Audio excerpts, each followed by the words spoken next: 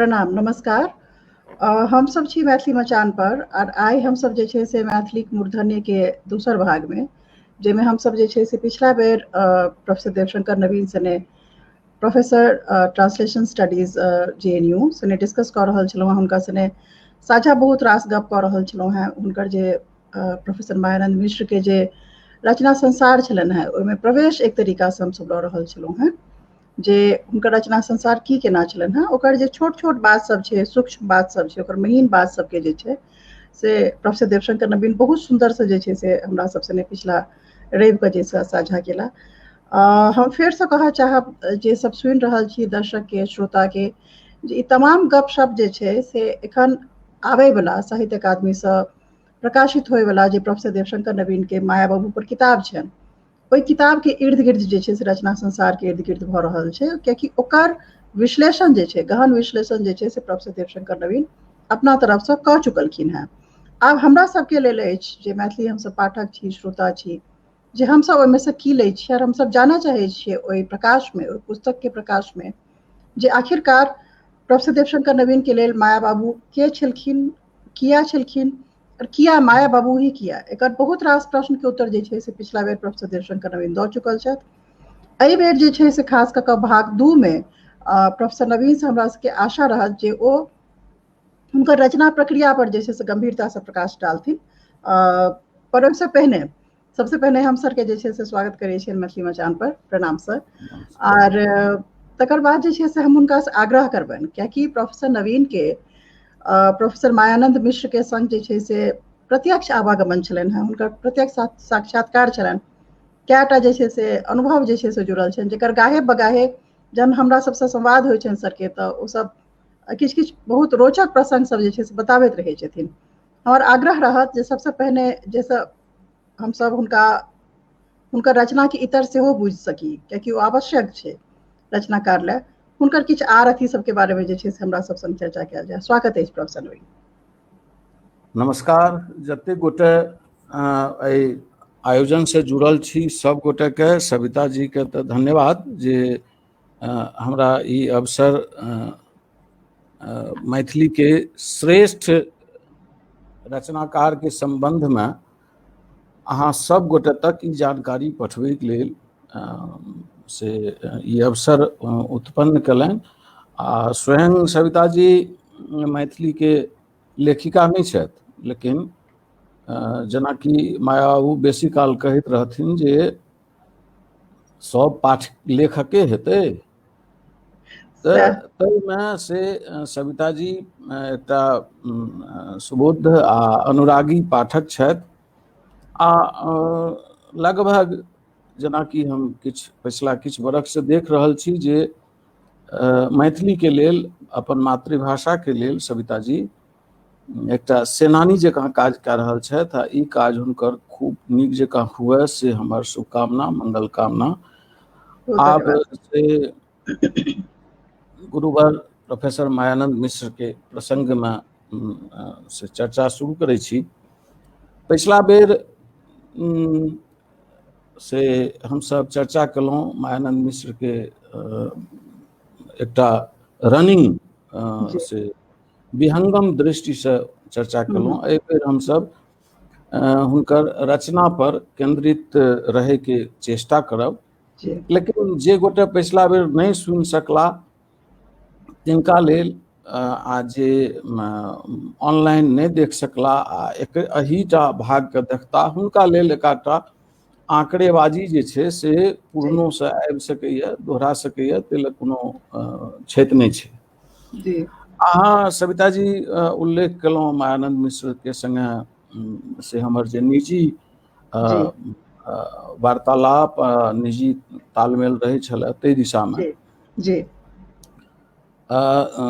सत्ते पहिने ओहि सब चीज के एक दू मिनट में उल्लेख कऽ लै छी जे हुनका माया बाबू से शुद्ध रूप से एकटा भाषा के अनुरागी लोक रहथिन। सबके अपन अपन धारणा होइ छै लेखक के चिन्है बुझै के। हमर धारणा तऽ ई रहैए जे से हम ई किताब लिख के जकर अहाँ चर्चा केलहुँ जी या जतऽ कतौ कोनो लेखक के संबंध में, कोनो रचनाकार के संबंध में जखन हम चर्चा करै छी तऽ हमर जी धारणा ई रहैए जे कोनो मनुष्य में कोनो से एकटा मनुष्य के हम अतिमानवीयता से हुनकर वर्णन नहीं करी। हुनका हम से कोनो मायानन्द मिश्र के एहि किताब में दैवत्व दै के चेष्टा हम नहीं केने छी। चेष्टा ई केने छी जे से मिथिलांचल में पूर्वज के बरखी के आ एकोदिष्ट के से दीर्घ परंपरा छै। ओ दीर्घ परंपरा के मैथिल सब आ सामान्य भारतीय लोक ओकरा धार्मिक आधार पर आ संस्कृति के आधार पर ओकरा जोड़ै छथि। हम ई बुझै छियै जे सब मनुष्य के से ओकर पृष्ठभूमि की छियै तकरा बुझबाक चाही। हम अपन पूर्वज के प्रतिवर्ष हुनकर मृत्यु दिवस पर अथवा हुनकर जन्म दिवस पर किया मौन पारै छी। जी हमरा बुझना धारणा ई रहै छै जे हमर पूर्वज छलाह आ अकवाली लोक छलाह तऽ ओ कोनो विपत्ति के समय में ओहि परिस्थिति के कोना ओकरा ओ से डील करै छलाह। से जे मायाबू के कईटा लक्षण देखलियनि ओहि समय में, जेनाकि संस्मरण में संस्मरणात्मक वक्तव्य एखन हैत नहीं, मुदा संस्मरण खंड में हम एहि बातक उल्लेख केने छी जे हुनकर जहन पहिले दिन हमर से ISC के कक्षा में आयल छलाह आ मनबोध रचित कृष्ण जन्म महाकाव्य पढ़ायब शुरू केलखिन, ओहि दिन से हुनकर विलक्षण से वाचा शक्ति, विलक्षण ध्वनि आ ओहि ध्वनि के तर्ज पता नहीं की होइ छै से हमरा हम नहीं कहि सकै छी, लेकिन हमर मनोविज्ञान में ओ एहि तरह बैस गेल जे हमरा वही समय से ई हुए लागल जे मायानन्द मिश्र के आकर्षण से बढ़ि गेल। हाँ, हुनका निकट रहबाक चाही, हुनका संगे गपशप करैके चाही। मुदा ISC पास कलाक बाद BSc में एलहुँ तऽ साहित्य के पढ़ाई तऽ छुटिए गेल।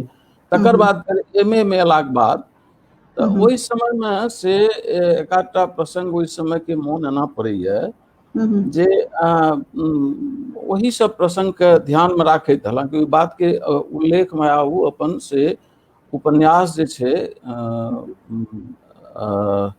बिहारि पाथर, ओहिमे ओहि बात के उल्लेख केलखिन हैं। इहो लागैत रहैए जे मार्क्स के एंजल्स के प्रयोजन की पड़ल रहे।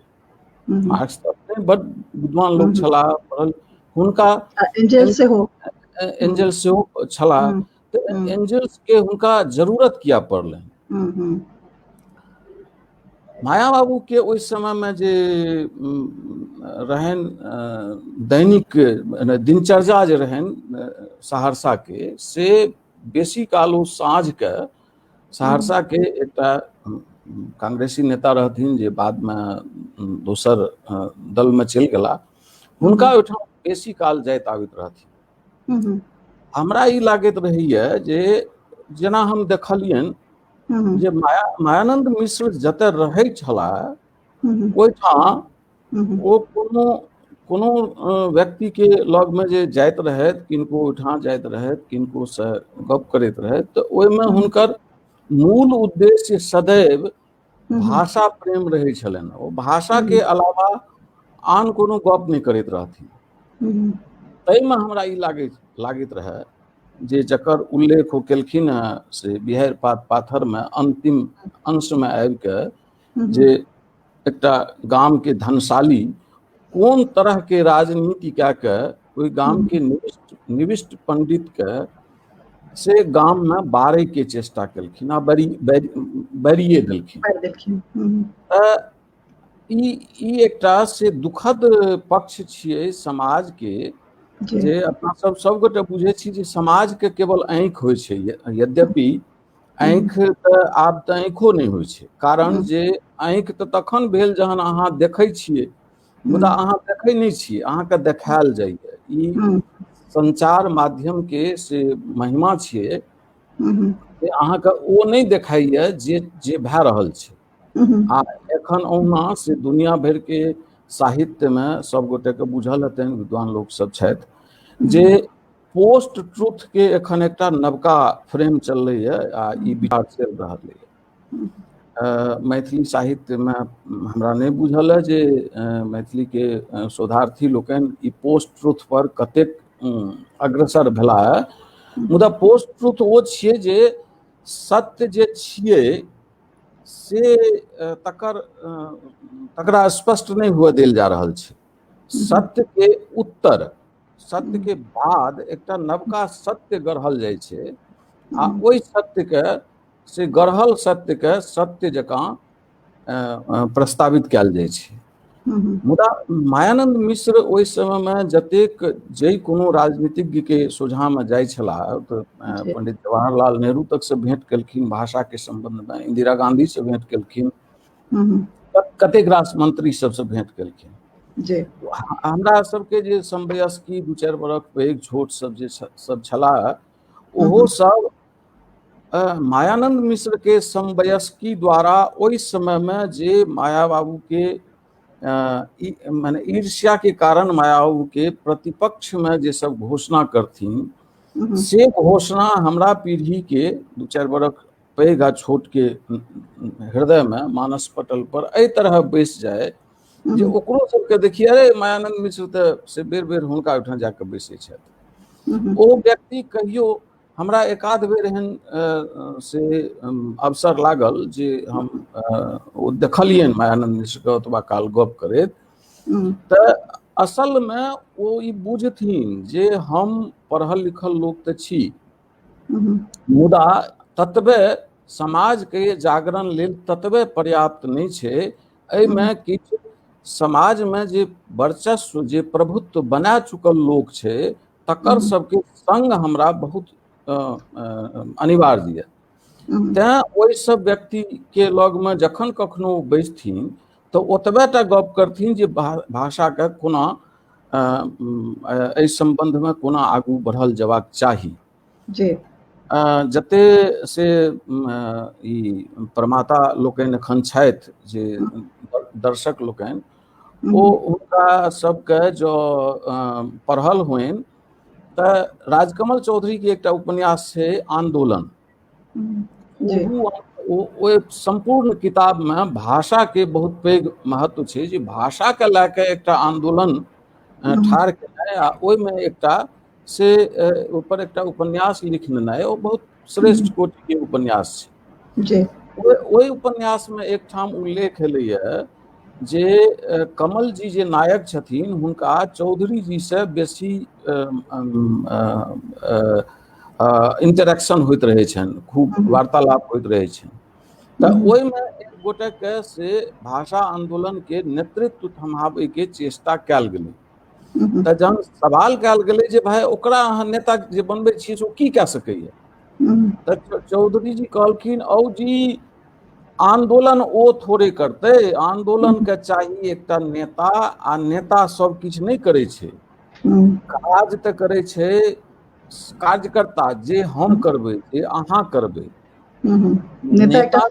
नेता तऽ एकटा से आश्रय छियै, आ नेता ओहन लोक हेबाक चाही जे 10 लोक में से धुरझार विभिन्न भाषा के फर्राटेदार हिंदी कचराही में भाषण दे सके, ओकरा चुप कए सके, ओकरा बुझा सके जे हमर से आंदोलन में कते ताकत ये, तैं ओ नेता छथि। मायानन्द मिश्र के संभवतः ई नहीं कहब कि ओ राजकमल चौधरी के नकल कलनि, मुदा हुनकर जे आचरण रहनि एहि संपूर्ण प्रक्रिया में, ओ एहने एहने लोक सबके ठेकनाबैत रहथिन जे विद्वानक समर्थन तऽ हमरा अछि, समाज में जे वर्चस्व बना रहल छै तिनकर समर्थन जे हमरा नहीं रहत तऽ समाज हमर बात सुने नहीं चाहत। क्या तो वो समाज तो एहन रहे जे वो देख चुकल रहथिन जे बाबा यात्री पारो लिखलखिन तऽ तकर निंदा भेलै, राजकमल चौधरी स्वरकंधा लिखलखिन तकर निंदा भेलै। एहि सबटा प्रक्रिया में से ई सब चीज काज करै छलनि। ओहिमे एकटा प्रसंग से मोन पड़ैए जे जखन ओ से स्वाधीनता के कतेक 3 दशक जहन बीत गेलै तकर बादो जहन वो देखलखिन जे भाई हम जे भाषा में लिख रहल छी, एकटा बीच में फिर से मन पड़ल कही जे कोनो राजनीतिज्ञ के आगू पाछू जे करैत रहथिन से मायानंद मिश्र के कोनो ई लिप्सा नहीं रहन, प्रोफेसर भइए चुकल छलाह, सब किछ बढ़िया जकाँ रहन, एतेक जब उनका लिप्सा रहतनि तो 1967 ईस्वी में राजकमल प्रकाशन से हुनकर उपन्यास माटी के लोग सोने की नैया छप चुकल रहे। तकर बाद वो चाहते त से निरंतर हिंदी में लिख सकै छलाह, मुदा नहीं लिखल, वो लगातार मैथिली में रहला, मैथिली के भक्त बनल रहला जी। सर हुनका कोनो कतो MLC बने के, वाइस चांसलर बने के आदि आदि कोनो लिप्सा रहे नहीं छले, हुनकर एकमात्र लिप्सा रहन जे भाषा पर गप हुए। वही सब क्रम में से बहुत रास बात सब होइत रहले। वही में से जखन से स्वाधीनता के 3 दशक बीत जाइत देखलखिन मायानंद मिश्र जे भाई दुनिया में एते किछ भए रहल छै आ मैथिली के पाठक सोझरा नहीं रहल छै, ओकर मनस्थिति से ई सब कोना से नवका नवका लेखन के कोना बर्दाश्त करते से हुनका ई बुझेलनि जे जहन राजकमल चौधरी एकटा नव शिल्प के रचना शुरू केलकै तकरा ई समाज स्वीकार नहीं केलकै, बाबा यात्री पारो नवतुरिया में एकटा नव चीज कहब शुरू केलखिन तकरा ई समाज स्वीकार नहीं कए रहल छै, पाप सबटा भए रहल छै आ लोग ओकरा स्वीकार नहीं रहल छै। स्वयं वो जे विषय वस्तु पर राजकमल चौधरी के उपन्यास छपलन आदि कथा, वही लगभग वही विषय वस्तु के एकटा दोसर वार्ताओं के संगे मायानंद मिश्र के उपन्यास छलन बिहार पात पाथर, से ललित के उपन्यास वही समय में लिखल जा चुकल रहन, छपलन बाद में पृथ्वी पुत्र। आ समाज में वो कोनो सुधार जहन नहीं देखे छलखिन हैं तो वो बहुत दीर्घ समय तक इतिहास अध्ययन में जकर उल्लेख केने छथिन जे इतिहास के सभ्यता के, भारत के सभ्यता और संस्कृति के, मैथिल सभ्यता और संस्कृति के एहि पर विचार करे के हमरा बहुत जरूरत है। तो वो से करीब 60-61 के आसपास से इतिहास अध्ययन में लग गला। बहुत दिन धरि मैथिली में बहुत मध्यम गति से लिखलखिन, बाद में फिर भेले, हालांकि आगू चर्चा करब जो पर और की भेले। ओहि क्रम में से जहन वो इतिहास अध्ययन आ इतिहासाख्यान लिखे के प्रक्रिया में रहत हुनका अब बाबू एहन लोक रहथिन जे किछ से पैघ पैघ लेखक के जना हिंदी मैथिली दुनू मिला के देखबै तऽ नागार्जुन में सेहो, बाबा यात्री में ई बात रहन, मायानंदो मिश्र में रहन, मैथिली में ई बात गंगेश गुंजन में सेहो छनि, भीमनाथ झा में छनि, महाप्रकाश में रहन, जे नवपुर के लोक या कोनो अनजान लोक हिनका सबसे भेंट करे छनि तऽ ओहि व्यक्ति के एहन बुझाइत रहे छै जे ई आदमी जे एते पैघ लोक छथि से सबसे बेसी महत्व अपना जीवन में हमरे दे रहल छथि। एहि भ्रम में मायाबू सहरसा में विद्यापति नगर में रहैत रहथिन, ककरो कखनो कोनो अवसर लागे वो पहुंच जाए मायाबू ठाम। आब से मायाबू के अवग्रह ई रहन जे भाई ई जे एला से हिनका से हाल चाल आ नमस्कार के जवाब देलाक बाद ई हमरा से कोन विषय पर गप करता। ओ जे छै से आ मुसहरी लगा के अपन लिखे में लागल रहत तऽ ओ उठथिन आ से ओकरा ओ जते से ईसा पूर्व 20,000 आ से ओ डार्विन के सिद्धांत आ ई सबटा चीज सभ्यता के विकास आ ईसा पूर्व 7,000 में उत्तर प्रदेश के कोन क्षेत्र में, कोल्हन क्षेत्र में से जड़ल चाउर भेटले, ई सब चीज जे सुनबे लागथिन आब ओहि व्यक्ति के लेल पराभव में जाए जे ओकरा हो जे भाई से ई कहू जे ई जे जकरा अपन दादा परदादा के नाम मोन नहीं रहे, अपन पिता के जन्म तिथि या मृत्यु वर्ष मोन नहीं रहे, तै व्यक्ति के ईसा पूर्व रटा रहल छथिन 20,000 आ 25,000 आ 50,000 आ ऋग्वेद कहिया लिखल गेलै ओकरा किया से ओहिमे रुचि हेतै। रुचते तऽ हैं। ओ जे छै से बहुत से व्यग्र हुए लागे आब। तऽ से बड़ा रस लए कऽ माया ओ जहन महेंद्र जी के ओहिठाम बैसल रहथिन तऽ एक दिन खिस्सा सुनेलखिन जे से आइ ओ आयल रहे आ ओ जतबा ओहि दिन ओ लिखल हुनका भए जानि कियाकि ओहिसँ 2-3 दिन पहिने तक जतबा पढ़ल आ लिखल दुनू काज हुए ततबा ओ बैस कऽ सुनाबथिन। तऽ से प्रोफेसर महेंद्र सन के हुनकर कलीग छलनि हैं जे अपनाके हुनकर सब दिन शिष्य बुझलखिन रहबो करथिन आ हमसभ तऽ नवसिखुआ लोक रही। ओहिमे जे हुनका सुनियनि तऽ ओ कहथिन से कनिए आब ओते मुँह कान जतेक गोटे देख रहल छी सबके कहै छी जे मुँह कान ओते सुनर हमर नहि यऽ मुदा अहाँ कनेके से 1-आध मिनट लए से ई कल्पना करू जे हम से मायानन्द मिश्र सनक लागि रहल छी तऽ ओ कहथिन हे हौ हम बुझियै जे ओ छटपटा रहल अछि मुदा हम खिस्सा बन्दे नहि करियै। आब ओ बेचारा करत की तऽ पढ़ाइके चेष्टा करे आ से हम पढ़ा जाने दिए तऽ हम तऽ सुनैते रहि जाइए।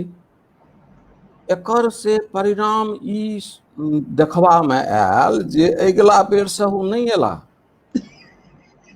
से आब ई जे हुनकर जे ई हास्य परक हम तऽ की कहि सकब मायानन्द मिश्र के नकल केनाइ तऽ असम्भव छै मुदा हुनकर एहि धारणासँ हमरा अपना जीवनमे आओर किनको भेटनि ईसभ चीज एहिसँ से कोनो प्रेरणा भेटनि तऽ हमरा ई प्रेरणा भेटल जे एहिसँ हुनका कतेक रास लाभ भए जानि। एक तऽ आब ओहन व्यक्ति फेरसँ हुनकासँ भेँट करऽ नहि जेतनि तऽ हुनकर जे समय बचि जानि तकरा ओ पढ़ै लिखैमे लगबै छलाह।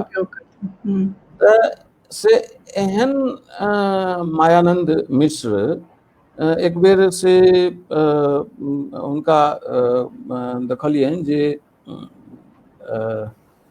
आबि गेला से जहिया हुनकर रिटायरमेंटके तिथि रहनि एखन मोन नहि पड़ैए से प्रायः 1900 नहि ठेकान नहि आबैए ओ अन्तिम दिन रहनि हुनकर से सेवानिवृत्तिके।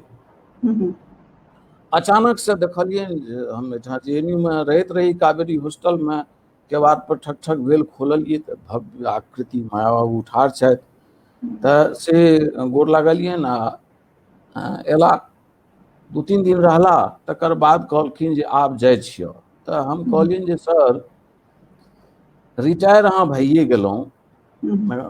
प्रवेश करिते देरी कहलखिन आइ हमर सेवाके अन्तिम दिन छियऽ। से कहैत जे हुनका आकृति पर हर्ष रहनि आ तकर बाद से 2-3 दिनके बाद जहन जाय लगला कहलियनि जे सर रिटायर अहाँ भइए गेलहुँ आ रिटायर भेलाके बाद सब व्यक्ति संतान लग जाइए तऽ शिष्यो तऽ संताने होइ छै। कहलखिन से हे हौ देखहक भइए गेलै जहिया रिटायर केलियऽ तहियासँ लए कऽ 3 दिन तोरे सङ्गे छियऽ। ई सब हुनकर जे कहैके एकटा शिल्प रहनि से भंगिमा रहनि ओ एहन प्रभावी रहनि जे ओ जतय मायानन्द मिश्र रहथिन ओतय वएह टा रहथिन दोसर ओहिठाम स्पेस नहीं ओहि रहे दोसर के। देशमे दोसरके कोनो स्पेस नहि रहै आ से जतऽ रहै ततऽ ओ भाषासँ जुड़ले काज करैत शुरू करथिन। तऽ से ताहि सम्बन्धमे कहलहुँ जे आब हमसभ एहन प्रसङ्ग जे मायानन्द मिश्र पर शुरू केलहुँ हुनका लेल ई कहब जे मैथिलीके एहन सुयोधन सेनानी प्रबल मातृभाषा भक्त से 31 अगस्त 1913 83 वर्ष 14 दिन के आयु जीव के हमरा सभक बीच से चलि गेला आ हुनकर जन्म से 1934 पंजी में दर्ज है, मुदा ओ अपने अकथ कथा में कहलखिन जे हमर जन्म कुंडली के अनुसार 1930 में भेल। अच्छा।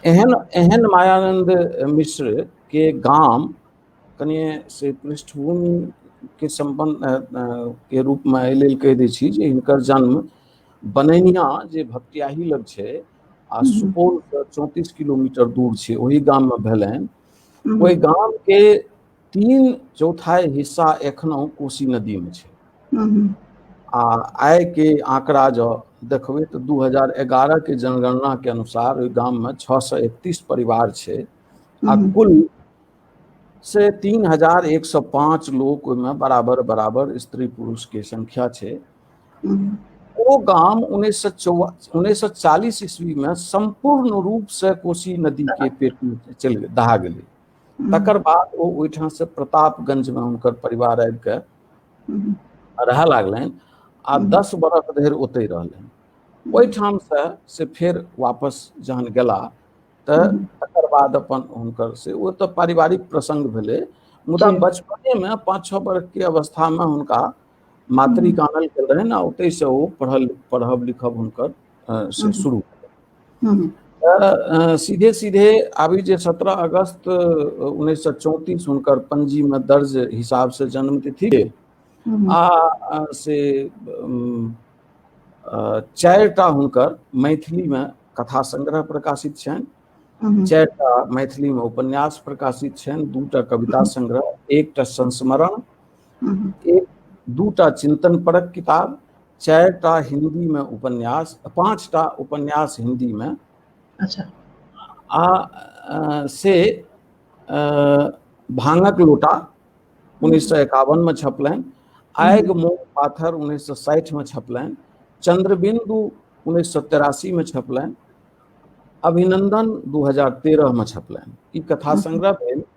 उपन्यास बिहार पात आ पाथर 1960 में छपलनि, खोता आ चिड़ै 1992 में छपलनि, पुस्तकाकार पत्रिका में धारावाहिक 1965 में छप चुकल रहे मिथिला मिहिर में। एहि किताब के विचित्र विडंबना ई छै जे किताब मूलतः लिखल गेलै हिंदी में। अच्छा। आ बाद में जहन हिंदी के प्रकाशक से ई किताब लिखे ले इनका से बेना तक से हो बेने कहबै ओकरा जकरा अग्रिम रॉयल्टी की छै। हाँ, मुदा वो किताब हिंदी में छप नहीं सकले तो ओकरा मैथिली केलनि। आ शुरू में ई जे लिखल गेल रहे किताब तो एकर शुरू में शीर्षक रहे नव घर उठे। अच्छा। लेकिन बहुत दिन जहन नहीं छपले तो तकर बाद से एक दिन प्रभास जी कहलखिन जे मायानंद जी अहाँ तो ओ लोकोक्ति के अधे हिस्सा उपयोग में अनलहुँ, हम संपूर्ण हिस्सा ओकर उपयोग में आनि लेलहुँ। नव घर उठे पुरान घर खसे। तकर बाद से मायानंद मिश्र जहन ई किताब छपे लगले तो एकर नाम बदल देलखिन खोता आ चिड़ै। अच्छा। 1986 में मंत्रपुत्र उपन्यास मैथिली में छपले जे पर से 1988 अकादमी पुरस्कार भेटलनि। आ 2004 में सूर्यास्त हुनकर से एखन धरि प्रकाशित में अंतिम मैथिली उपन्यास छियनि। 2टा कथा संग्रह छपल छनि, कविता संग्रह, दिशांतर आ अवान्तर। दिशांतर में कविता से बेसी ई सबके बुझल छनि जे मायानंद मिश्र कवि कम, स्वयं वो अपना के गद्यकारे मानैत रहथि आ हुनकर गद्य के एकटा से गरिमा रहनि।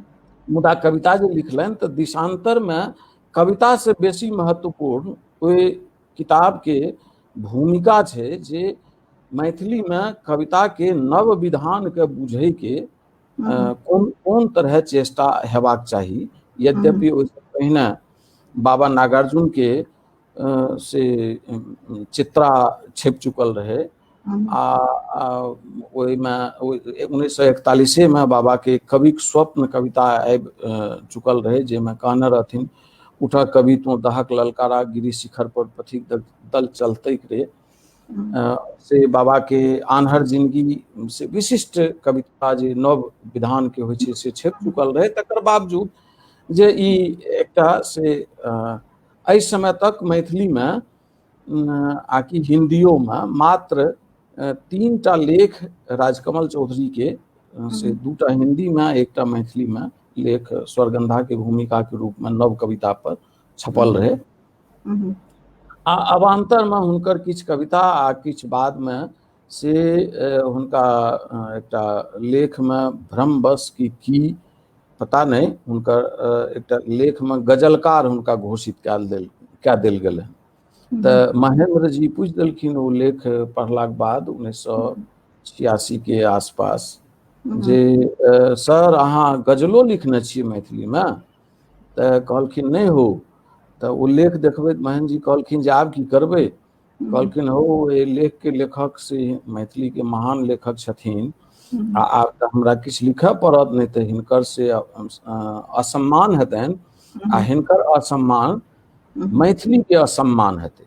से लगभग 25टा के करीब ओ गजल लिखलनि जकरा ओ स्वयं गीतल कहलखिन। ई हुनकर विलक्षण रहन बात जे ओ से दोसर भाषा के विचार के आ पद्धति के कोनो तरह अनुकरण करय नहीं चाहैत रहे।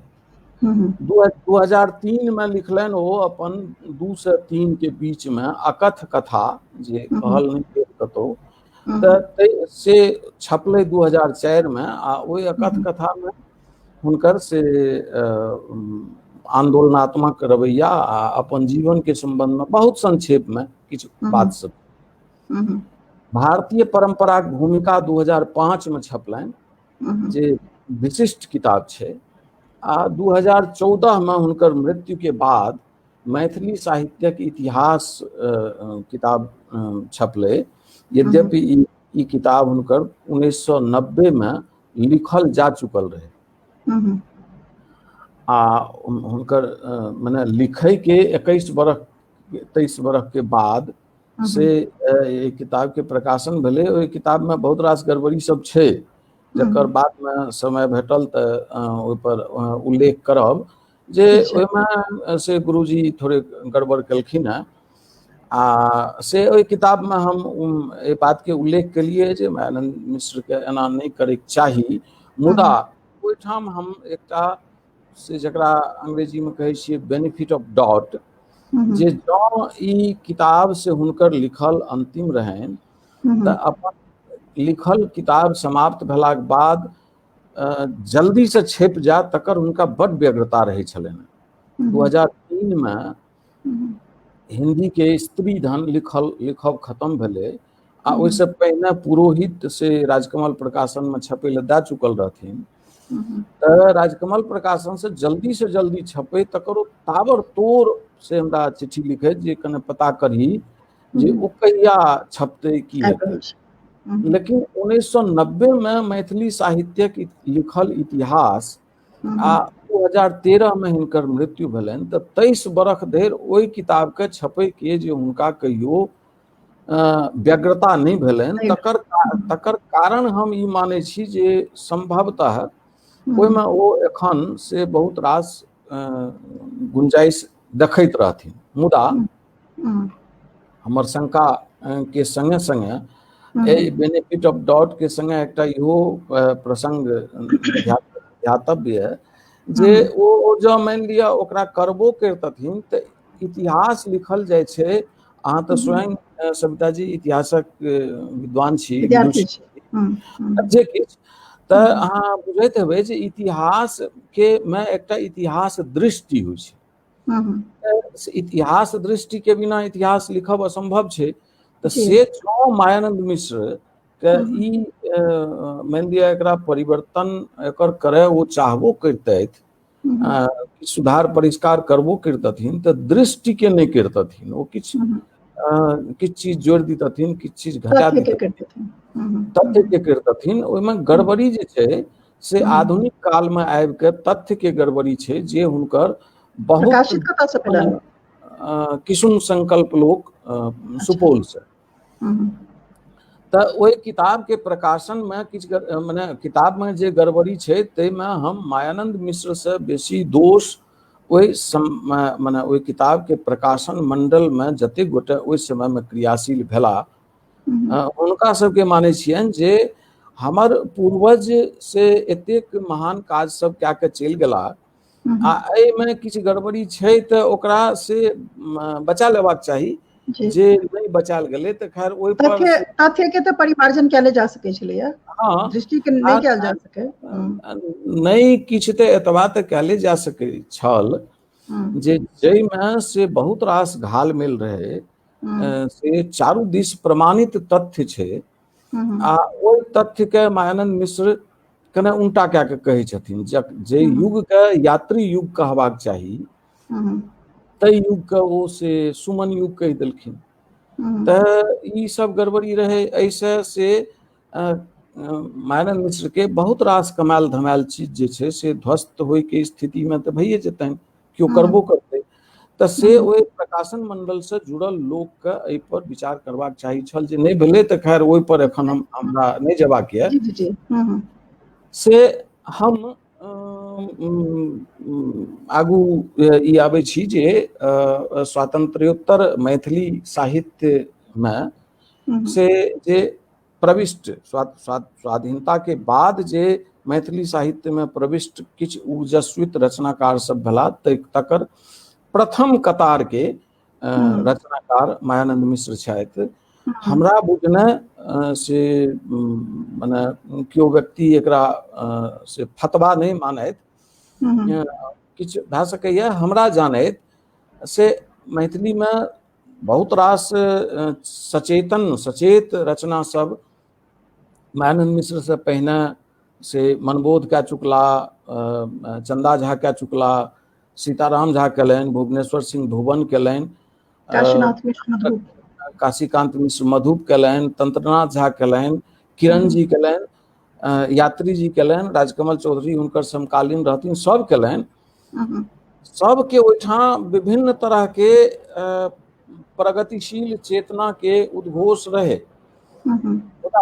राजनीतिक चेतना के जे कहानी, मैथिली कहानी या मैथिली कविता में प्रथम प्रवेश छै, वो हमरा से मायानंदे के ओहिठाम पहिल बेर देखायल, जे कविता में पिछला अथी में जिक्र केने रही साम्राज्यवाद के, जे विश्व साहित्यिक चीर घिंचने जा रहल अछि आन्हरक संतान, आ तहिना से हुनकर जे कहानी सब छनि, भय प्रगट कृपाला, दीन दयाला, कौशल्या हितकारी, एहि सबटा में से राजनीतिक चेतना सब से पैरेलल पॉलिटिकल नैरेटिव जे छै से संग संग चलै छै, जेकरा कोड केनाइ या जेकरा समझनाइ जे छै से पाठक के ऊपर छनि जे केना ओकरा ओ व्याख्या करै छथिन। हाँ देखियो, माने लोक से कहै छै जे राजकमल मुक्तिबोध के ओहिठाम राजनीतिक चेतना बहुत उग्र छै आ राजकमल चौधरी के ओहिठाम उग्र नहीं छै, लेकिन लोक के सोचबाक ई चाही जे भाई राजनीति स्वयं में संपूर्ण नहीं छै। राजनीति के कारणे जे समाज प्रभावित भेलै आ सामाजिक जीवन में जे तरह के परिवर्तन भेलै, ताहि परिवर्तन के जो कोनो लेखक ओकरा से नोट करे छै आ ओहि पर से अपन विमर्श प्रस्तुत करे छै, तो ओहो राजनीतिक चेतना भेलै। लेकिन मायानन्द मिश्र के ओहिठाम सोझे सोझे ई जे छै राजनीतिक चोट जे छै से भेल। तऽ से हिनकर मायानन्द मिश्र के रचना के मने विभिन्न सोपान जे देखबै तऽ जे हिनकर पहिल रचना छपलनि हम रेल देखब, यद्यपि लिखब हिनकर शुरू भए गेल रहनि ओहिसँ पहिने, ओ एकटा कीर्तन भजन सब से गीत गाबै में तऽ हुनकर विलक्षण क्षमता छलनि हैं, मुदा 1948 में एकटा स्कूल पत्रिका में पहिल बेर हिनकर से एकटा गल्प छपलनि हम रेल देखब, आ तकर बाद 1947 से लैके 1951 धरि से 5टा लिखल हुनकर कथा 1951 में वैदेही प्रकाशन से छपलै भांगक लोटा। आ बहुत रास लोग कहे लागले जी हास्य छियै, लोक के ई देखै में हास्य के संबंध में से कनिए दृष्टि बदलै के जरूरत छै, जे एकटा लेखक जखन हास्य से अहाँके सोझा आबि रहल है तऽ ओ देखय पड़त जे हास्य के संगे अहाँके की दए रहल है। तऽ ओहि 5टा कथा में अहाँके लागत जे मिथिला के गरीबी, जे मिथिला में हरदम कहल जाइत रहे अतिथि देवो भव, तै में अतिथि के संगे लोक सब कोन व्यवहार करे, कर्जखोरी के कारण लोक के कोन कोन दुर्गति हुई, बेटी के ब्याह के कारण लोक के कोन कोन दुर्गति हुई, ई सबटा चीज ओहि 5टा कथा में विस्तार से ओकर वर्णन भेल छै, जकरा मैथिल पाठक लोकनि आ समालोचक लोकनि हास्य मान के चलि लेलखिन। जखन कि बुझबाक चाही जे एखन चैनल में बहुत रास हास्य चलि रहल छै। हमरा तऽ ई लागैए जे हमरा चारू कात जे किछु भए रहल है ओ कोन हास्य से कम छै, जे अलग से हंसी अहाँके कखन लागत जहन अहाँके मोन प्रसन्न रहत। अहाँके मोन प्रसन्न नहीं है आ हम से बिकटा जकाँ से टीवी पर अहाँके हंसबै के चेष्टा कए रहल छी, आ ओहि चेष्टा में एहन एहन भोंडापन, एहन एहन तथ्य सब दए रहल छियै जेकर से जे विकृतिएटा उत्पन्न करै छै। हंसी तऽ कए तरह के होइ छै ना। हाँ, ओ तऽ हास्य तऽ अहाँ ककरो खसैत देखियौ, हास्य में आ करुण में अंतर एतेक छै जे हास्य के मूल जे उद्भव छै ओ विकृति से छै।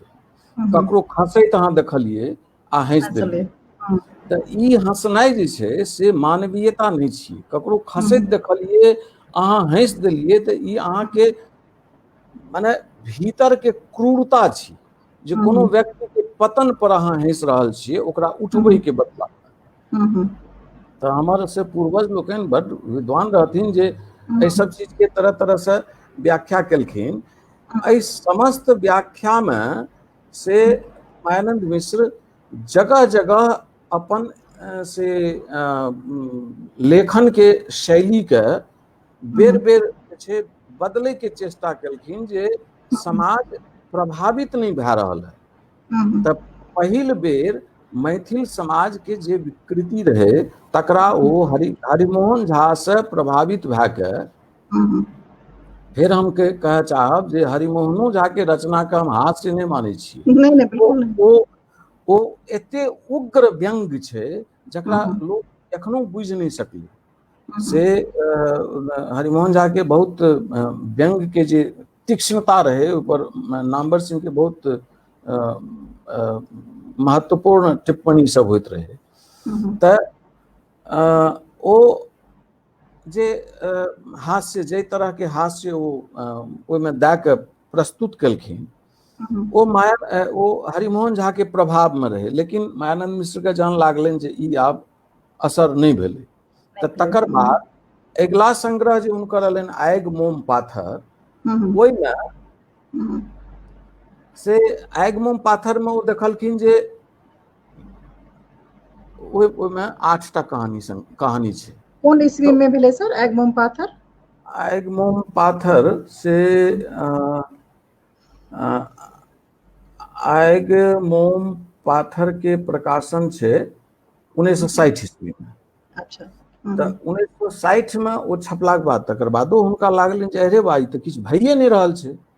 तकर बाद आ ता तक देखियौ जे 1947 से लए के 1967 तक के भारतीय राजनीति के सर्वनाक भिक्षा काल के रूप में साहित्यिक विद्वान लोकनि ग्रहण केलखिन।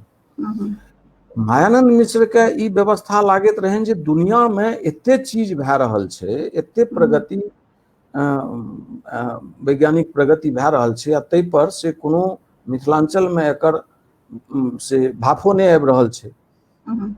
ऐसन झाँप झपनिया जे भाफो न जइहेन अंगनिया, तखन ओ से ओ अपन शिल्प ताकै के ओरियौन में से चेष्टा करे, तखन हुनका लागलनि जे हमरा बुझाइए जहन ओ देखलखिन जे रश्मिरथी दिनकर के आ कुरुक्षेत्र ई बड़ा प्रभावशाली भेलै जे महाभारत के युद्ध के से द्वितीय विश्व युद्ध संगे जोड़ैत आ समकालीन भारतीय राजनीति संगे जोड़ैत जखन लिखल गेलै ई रचना तऽ जनता के एकटा से स्ट्राइक केलकै।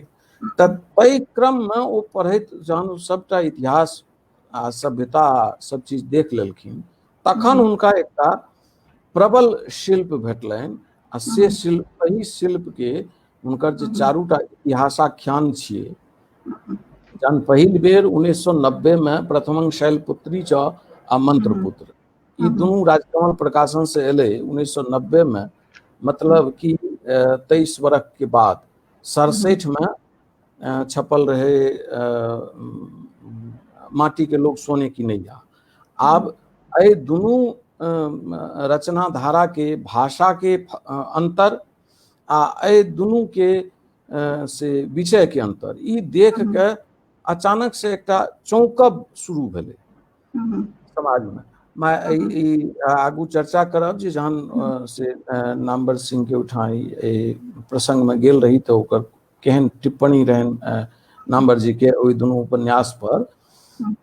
मुदा ई एहन चीज रहे जे एहिसँ पहिने ऐतिहासिक उपन्यास लिखल तऽ बहुत जाइत रहे, मुदा मायानन्द मिश्र के ओ उपन्यास सब पढ़ैत ई लागलनि जे भाई एहिमे रचनाकार लिख रहल छथिन नायक के बारे में जो ठीक 5 बजे उठ के तैयार भए गेल। आब जखन से इतिहास काल में ईसा पूर्व के कोनो चीज के आ कि शुरुआती समय के कोनो बात अहाँ कहि रहल छियै, कोनो नायक ठाढ़ के लिए आ अहाँ से राम कथा लिख रहल छियै, ताहिमे कहबै रामचंद्र जी ठीक 5 बजे भोरे उठ के नहा धो के तैयार भेला विश्वामित्र लग जाय ले, तऽ ई तऽ से एकटा अनर्गल ओहिना अविश्वास प्रस्तुत कए देतै, किया तऽ ओहि समयमे घड़ी तऽ होइत नहि रहै। तऽ एहि सब चीज के ठेकान में राखैत मायानन्द मिश्र से एहि दुनू उपन्यास के रचना कयलनि। बाद में से इहो आनो उपन्यास सब एलै, लेकिन से कने एक रत्ती बीच में चलै छी हमसब जे हुनकर अकथ कथा जे किताब छै, हास्य के पॉलिटिकल नैरेटिव के हास्य के तौर पर परसे के पहिल चेष्टा मायानंद जी के तरफ से। पॉलिटिकल नैरेटिव नहीं, वो तो सोशल नैरेटिव रहे, भांगक लोटा सोशल नैरेटिव रहे। अकथ कथा तो उनकर अपन बायोग्राफी के अथी छन। नहीं अकथ कथा तो छियै जे जेमे जीवन से संबंधित 2-3 पेज में किछु कहि के जे वह 1934-37 कहि के तकर बाद वो मैथिली आंदोलन पर आबि गेलखिन। लेकिन मैथिली आंदोलन के हम जेना हुनकर जे से चेष्टा सब छै, ओहि आंदोलन में हम 6टा मूल कारण ताकलहुँ है हुनके टेक्स्ट से। ओहिसँ पहिने ई कही जे इतिहास पढ़े के हुनकर गजब से रुचि रहनि, जे ओ देखिए जे कथा जकाँ जे तिथि सब उल्लेख करथिन तऽ ई लागे जे एना से ओ तीसरा चौथा क्लास में जे ओ खात पढ़ैत रहिए एकाएक दुआ दू, ई कोना हिनका एतेक मोन रहै छनि। तऽ एक दिन पूछि देलियनि जे सर एना अहाँके मोन कोना रहैए ई ईस्वी आ जगह सब। कहलखिन एहो इतिहास पढ़े के एकटा तरीका छै जे जखन कखनो इतिहास पढ़ी तऽ तोरा सोझा में विश्व के नक्शा आ नहीं तऽ ग्लोब राखल रहैके चाही, आ जहिना जै जगह पर जे कथन तू इतिहास से संबंधित जे जानकारी देख रहल छ ओकरा नक्शा पर देख। ई एकटा इतिहास अध्ययन के एकटा से अहाँ सब तऽ इतिहासक छी, अहाँ सबके तऽ ओहिना बुझल हैत, लेकिन हमरा सब सन लोग के लेल ई ओहि समय में बहुत महत्वपूर्ण बात होइत रहे। तऽ से जखन हुनकर से एकरा देखब शुरू केलहुँ जे की कहै छै 6टा कथ्य जे छै से कहलिए अपने जे हुनकर। ओहिमे पहिल कथ्य हमरा ई लागल हुनका सोझा में जे समस्या सब रहनि, से पहिल समस्या रहे मैथिल पाठक के समस्या। जे मैथिली पाठक के जहन आब ओ शिल्प जे हुनका भेटलनि से आबि के इतिहास में भेटलनि, समस्या ई रहे जे पाठक यात्री के पारो के नहीं बुझि रहल छै, जे पाठक राजकमल चौधरी के स्वरगंधा के नहीं बुझ रहल छै तकरा हम कोना से एहि लाइन पर आनिए जे ओ की कहै छै ओ 1900 अहाँ कनि से पाछू लए जाइ छी जे प्रसिद्ध फ्रेंच उपन्यासकार पत्रकार जे एमाइल जोला छलाह 1840 से 1902 जिनकर काल रहे तो ओ हुनकर जे प्रकृतवाद या अति यथार्थवाद रहे ओ पसरैत पसरैत सगरे पसरि गेलै तो ओहिमे से एमाइल जोला के जे कथन रहे जे पात्र प्रसंग पर्यावरण के विश्वसनीयता सहजता आ जीवन के जैविक प्रयोजन एकर मौलिकता वर्तमान रहे विद्यमान रहे से व्यक्त करे में मायानंद मिश्र के देख लेलखिन जे यात्री पर एतेक से आक्रमण केलकै मैथिल सब राजकमल चौधरी के स्वरगंधा के दुर्गंधा कहे लागले तो एहिमे से की कयल जाय तो हुनकर जे अथी रहे मायानंद मिश्र के ओ अर्जुन जकाँ हुनकर एकदम संधान दृष्टि जे रहे से महाभारत के पात्र अर्जुन के कनिए ठेकान करियो जे अर्जुन के युद्ध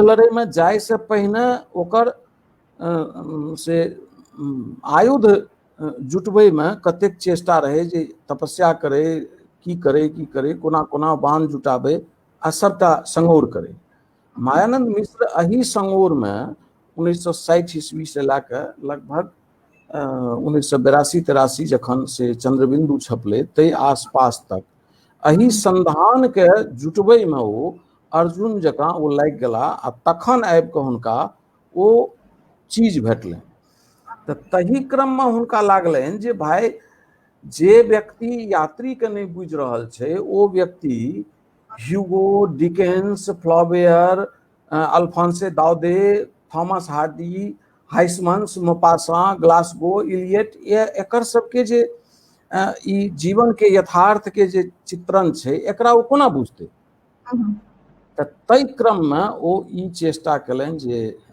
एहन से शिल्प एकटा इतिहास दिस हुनकर झुकाव बढ़लनि दोसर जे समस्या हुनका लग रहनि हुनका सोझा में ओ समस्या रहनि से मैथिली के अध्यापन के आब मैथिली के अध्यापन में से हुनकर समय के वो पहिल फेज के लोग रहथिन मैथिली अध्यापक उच्च शिक्षा में जते गोटे आयल रहथिन हुनका भाषा के संबंध में तो एतबो ज्ञान नहीं रहनि ई कहब कनिया से अतिशयोक्ति हैत आ दोसर जे हुनकर श्रेष्ठ जन के अपमान हेतनि मुदा हमरा ई लागे जे निश्चेष्टा हुनकर एतेक रहनि जे अहाँ मोन पारियो प्यासा फिल्म जे रहे ये दुनिया ये महफिल मिल जाए तो क्या हो क्या हो ई सिनेमा जखन पहिल बेर जवाहरलाल नेहरू के देखायल गेल रहनि ओकर छोट छोट प्रसंग सब तऽ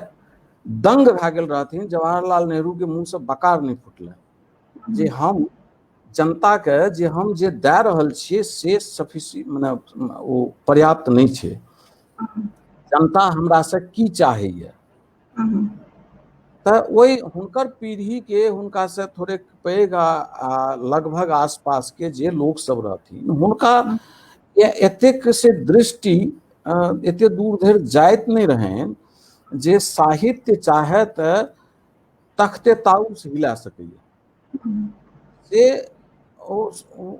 तै में से भाषा के कतेक महत्व छै भाषा के संबंध में 1 मिनट सर तऽ एकटा हस्तक्षेप करऽ चाहब जे काल्हि पढ़ि रहल छलहुँ हेँ किछु पढ़ि रहल छलहुँ हेँ ओहिमे एकटा जीवकांत के जे छै से 1965 65 जे छै से एकटा बहुत ही नीक जे छै से हुनकर टिप्पणी छनि एकटा आलेख छपल रहनि हुनकर मिथिला मिहिर में एकटा आलेख छपल रहनि जाहिमे ओ साहित्यकार सबके माने इन पर्टिकुलर जे छै से मैथिली साहित्यकार के नहीं साहित्यकार सबके शुतुरमुर्ग कहि रहल छथिन हुनकर अथी जे छै से पढ़ि रहल छी जे हुनका ओ स्पष्ट कहि रहल छथिन जे साहित्यकार के सामने ई संकट रहे जकरा बुझल रहे जे ओ कहऽ चाहि रहल छै ओकर साहित्य आब समाज नहीं सुनते आ नहीं तऽ इससे समाज बदलते एहि वजह से अवसाद कह सकै छियै, रियलाइजेशन कह सकै छियै, जे भी कह सकै छियै, ओकरा ही पता रहे, साहित्यकार के ही पता रहे जे आब ओकरा से किछु बदले वाला छै नहीं, तो अपन बाउल में अपन मुंह छुपा के जे छै शुतुरमुर्ग जकाँ जे छै से आब ओकरा ओ कहै छथिन J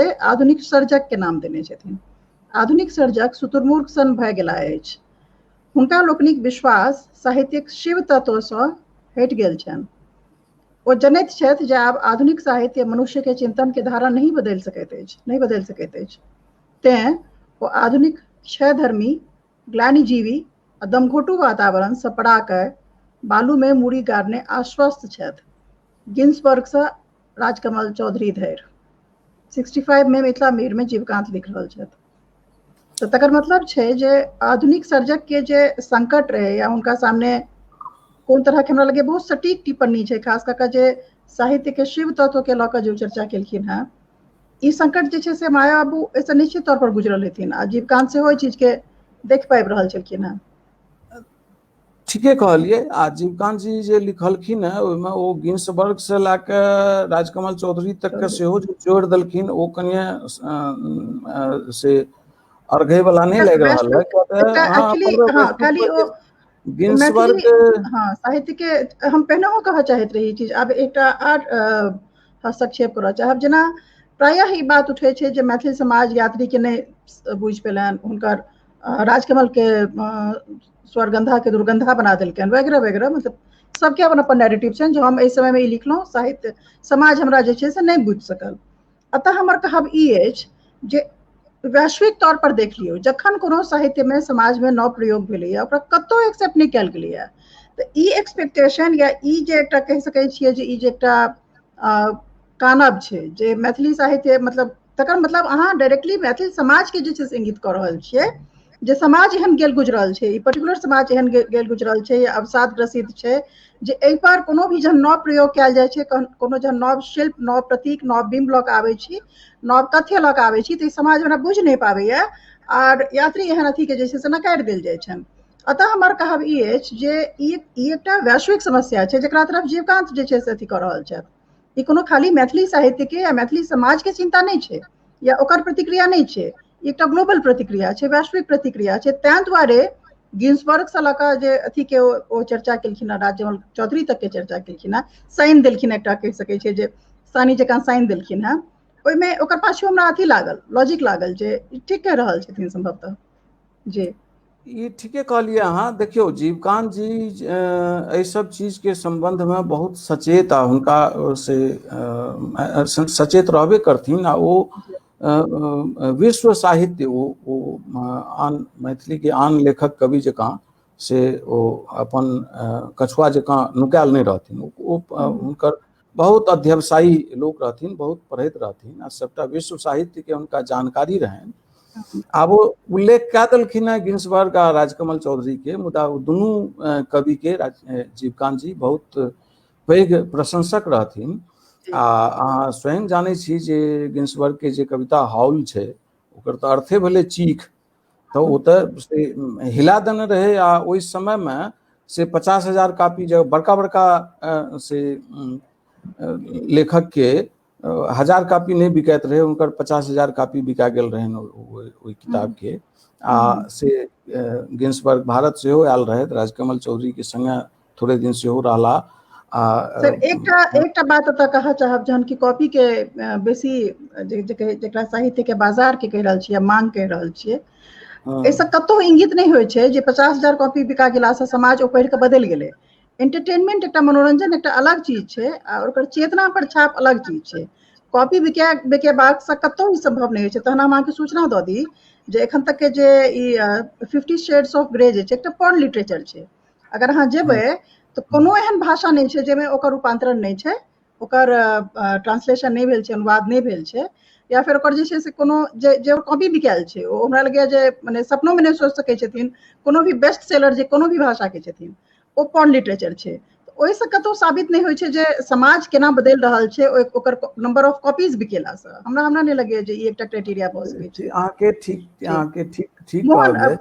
for example ji copy बिकायब जँ से निर्णायक होइते निर्णायक होते, तब से एखन तऽ 50,000 की लाखों कापी बिकाई छै जी आ जी बेस्ट सेलर इत्यादि सबके बनि गेलै। कापी बिकायब महत्वपूर्ण नहीं छै, महत्वपूर्ण छै जे कोनो रचनाकार अपन समयमे कोना से, आब देखियौ एखन अहाँ जहन टिप्पणी दैत रही तऽ केओ मित्र से एकटा अथी केलनि हैं जे नवीन जीसँ नीक जनतब मैथिलीमे पाठकक समस्या। समस्या पर बिल्कुल। बंधुवर एखन हम से मायानन्द मिश्र पर गप कऽ रहल छी। पाठकक समस्या जे छै ओ लेखक स्वयं ओहि समस्या से जूझि रहल छथि आ प्रकाशक जूझि रहल छथि आ ई तऽ सब गोटे के एकर प्रयास करय पड़त जे मैथिलीमे कए गोटे कते किताब किनै छी। जी एक बेर से जो ठेकान हुए आ से सविता जी तऽ सबटा चीज ऑनलाइन कए देने छथि। राजनगरमे जे पहिल उत्सवमे जे गेल रही हम तऽ ओहिठाम हम उल्लेख केने रही जे मैथिलीमे कुल मिला कऽ एक बरखमे लगभग 200 सवा 200 किताब छपैए। ताहिमे से 50टा किताब एहन जरूर होइ छै जे कीन कऽ अथवा उपहार लए कऽ अथवा मङ्गनियोमे भेटय तऽ ओकरा पढ़ल जेबाक चाही। बाकी तऽ बहुत रास अप्रोजक चीज छपै छै तकर कोनो ताहिपर से कंट्रोल करब सेहो कठिन छै। टिप्पणी नारायण जी के छनि सर। नवीन अच्छा जी से नीचे। ओके, हाँ तऽ नारायण जी स्वयं एहि बातके से बुझैत हेता जे ई ओहि 50टा पोथीमे से जँ ई बात कहियो हमसे कोनो पुस्तक मेलामे कहने रहियै जे चूँकि किताबक भूखसँ लोक मरै नहि यऽ तेँ किताब कीनब ओकरा लेल अनिवार्य नहि छै। मुदा इएह बात अहाँ मलयालम आ बंगलाके आ उड़ियाके पाठकके नहि कहि सकै छी। मैथिलीमे से केओ कहथि जे ओ कते चीज किनै छथि आ नहि किनै छथि तऽ पढ़ै छथि। मांगियो के किताब से जरूरी नहि छै, किताब तऽ बहुत रास एहन होइ छै जे मांगियो के पढ़ल जाइ छै मुदा ओ पढ़ल नहि जाइ छै। मैथिलीमे से किताबे कते छपै छै, सबटा प्रकाशक जते छथि अजित आजाद होइत, केदार कानन होइत, प्रदीप बिहारी होइत, प्रकाश होइत, शरदिन्दु होइत, किनको मैथिली पूछि अकादमी। लियौन ओ से 200 से 250 कॉपी छपबै छथि आ 100 कॉपी बाँटि दै छथि आ बाँटल कॉपी जे छै से फेर ओ जे लए जाइ छथि से कतहु कोनो ताक पर राखि दै छथि। ओ पढ़ै तढ़ैमे हुनका कोनो मैथिल पाठकके से कोनो अभिलाषा नहि रहै छनि। तकर मूल कारण से कतेक छै जकर एहिमे हम से जिक्र कए सकै छी, मुदा एखने से 2:18 भए गेलै तऽ ओहिपर कतेक काल से बहस करैत रहब। संकट ई छै जे बचपनमे हम स्वयं जहन 10मामे आयल छी तहन हम बुझने रही जे मैथिली लिखलो जाइ छै, मैथिलीमे किताबो होइ छै। जी बिल्कुल। तऽ से स्थिति एखनो छै। मैथिलीके बच्चाके ई विश्वासे नहि होइ छै जे ओकरा बुझले नहि छै जे मैथिलीमे किताब होइ छै। तऽ ओ जहन किताब देखबे नहि करतै, कए गोटे एहन छथि जे शौकसँ अपन कीन कऽ किताब लए जाइत आ बच्चाके देथिन। दोसर जे सबसे बड़का संकट छै जे मैथिलीमे बाल पोथी नहि यऽ। बाल पोथी जहन बहुत कम से छै। साहित्य अकादमी बाल पोथी पर पुरस्कार देब शुरू केलकै तऽ से तकर बाद जे उजाहि चढ़लै से बाल पोथीके नाम पर की छपय लागलै से चारू कात देख रहल छी। अहू विषय पर अहाँ से राजनगरमे एकटा गोष्ठी राखने रही जी जे बाल साहित्य पर दमन कुमार झा बहुत मतलब निष्ठापूर्वक शोध केने छथि। तकरा लोक देख कऽ बुझि सकै छथि जे बाल पोथी मैथिलीमे कतेक प्रयोजनीय छै। मुदा आब जब बाल पोथी लिखब शुरू भेलैए तऽ ओ साहित्य अकादमीमे कोना ओकर पुरस्कारके उद्योग लगायल जाय ताहि दिशामे लोक शुरू भए जाइ छै। तऽ ई सबटा प्रकरण जे छै जीवकान्त जी के एहि सब परिस्थिति पर बड़ तामस चढ़ैत रहनि। ओ एहन एहन घोषणा समय समय पर अपन लेखमे, कवितामे, कहानीमे करैत रहथिन, चिट्ठियोमे कए गोटेके कहैत रहथिन। लेकिन मायानन्द मिश्रके समस्या जे रहै, जीवकान्त आ मायानन्द मिश्र दुनूके प्रवृत्तिमे अन्तर एतबा रहै जे मायानन्द मिश्र भाषाई आंदोलनके काज करैत रहथिन। एहन वक्तव्य जीवकान्त जकाँ जँ मायानन्द मिश्र दए दितथिन तऽ मायानन्द मिश्रके तऽ से एकटा डिप्लोमेटिक अंदाज में से आ फिर देखियो एकटा कमेंट आला, बहुत लोग नहीं बुझे छथि जे मैथिली के अलग अक्षर सेहो होइत अछि। ओ बाबू एहि बात लेल अहाँके 125 बरख पाछू अपन पूर्वज पर जाय पड़त जे कहियो हिंदी के समर्थन में एकजुट भए के निर्णय लेलखिन जे आइ से हम सब मैथिली जे छै से देवनागरी में लिखब। आ से अनेरे एहि सब चीज में जे आबै छियै तऽ एहि सब चीज के जानकारी ओहि तरह अर्जित करू। मायानन्द मिश्र के किताब सब में हमहूँ जे लिखलियै तऽ एहि सब चीज के उल्लेख केने छी।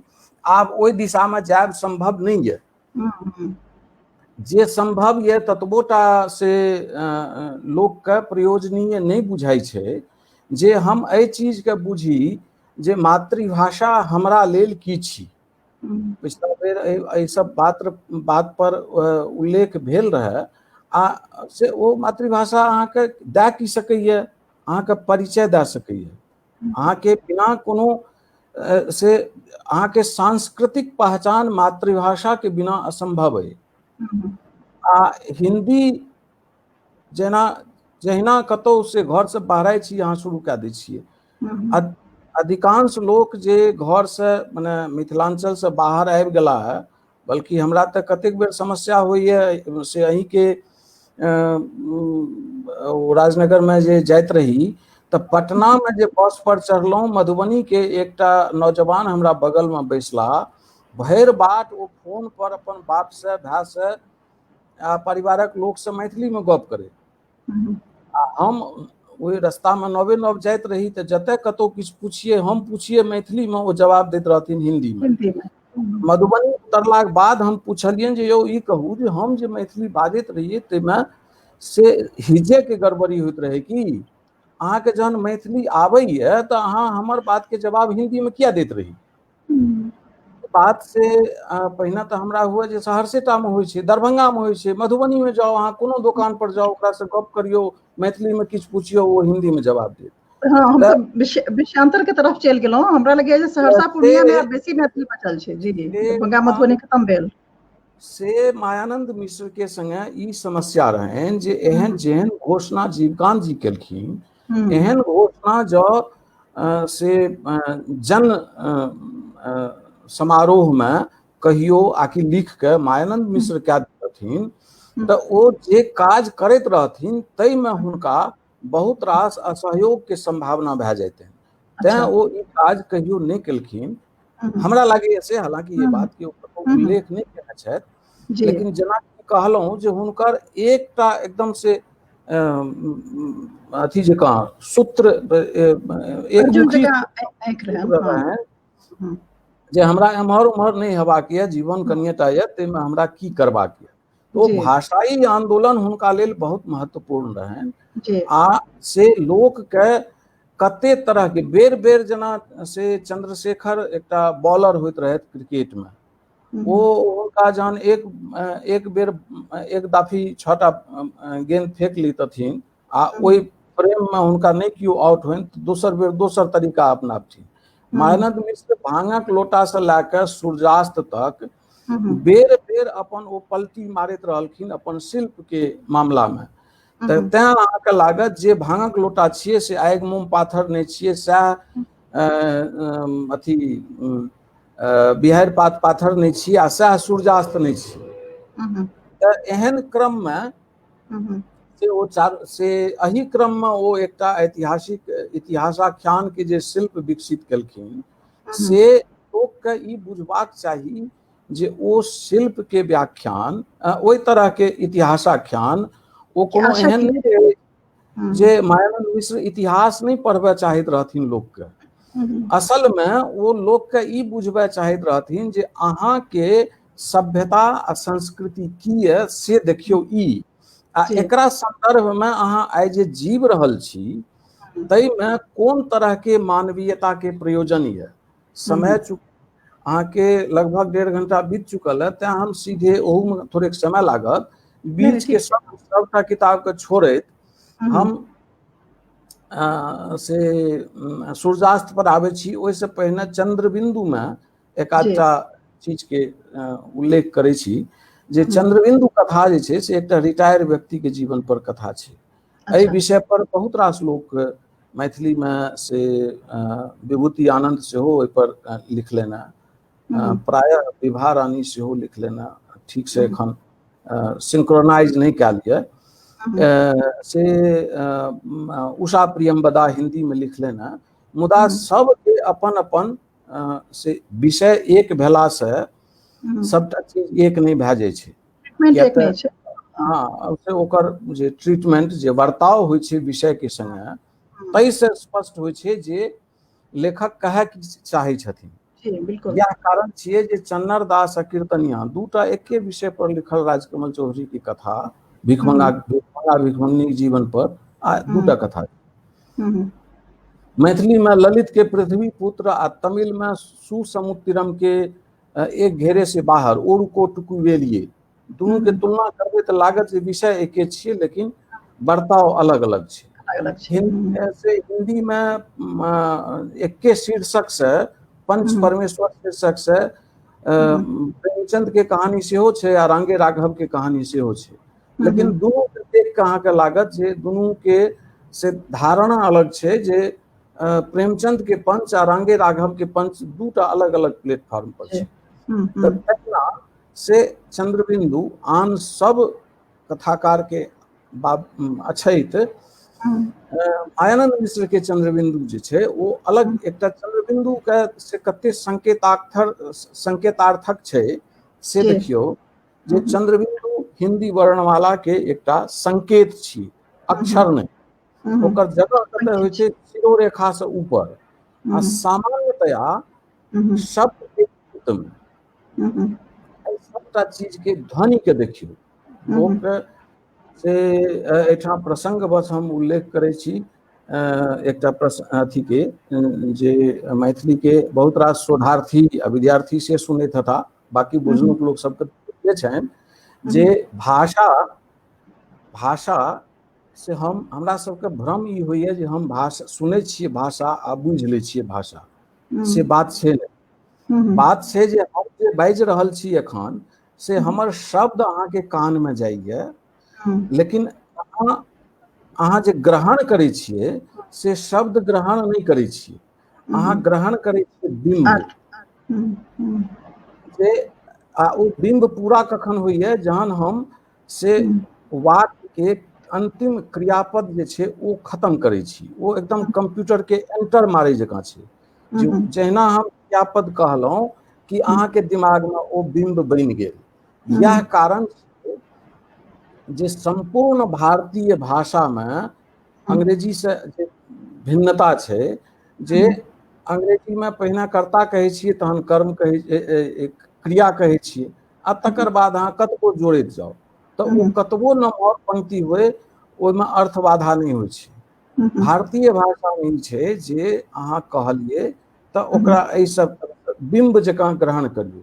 तो से एहि चंद्रबिंदु के शीर्षक जे छै एकरा लोक पढ़ि लेने हेतै, से जे लोकनि पढ़ै छी से एकटा हम एहिमे फार्मूला से अहाँ सबके निवेदित करै छी जे एहि फार्मूला से साहित्य कोना बुझबाक चाही।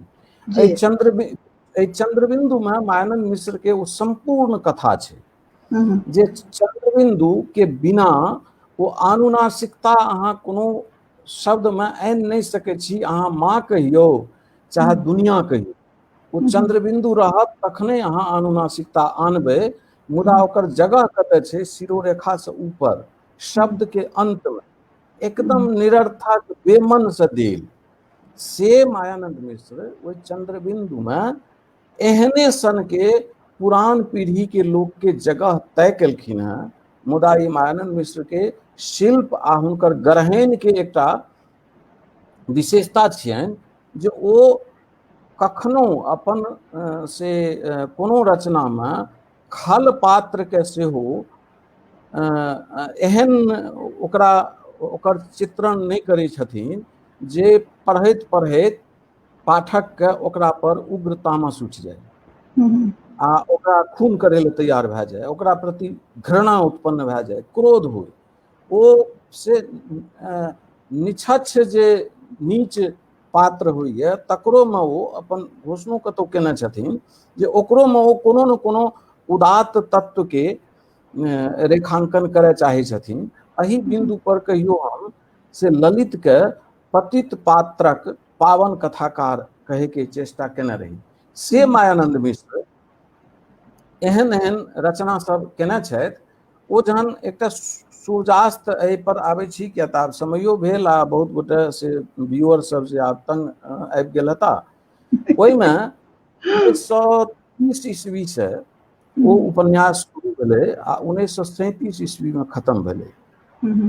आब ओहिमे दिक्कत ई छै जे ई बात से कते गोटे कते पाठक बुझि सकलखिन अथवा से मैथिली के कते अध्यापक अपन शोधार्थी के ई बात बुझा सकलखिन, हमरा से जानकारी नहीं है।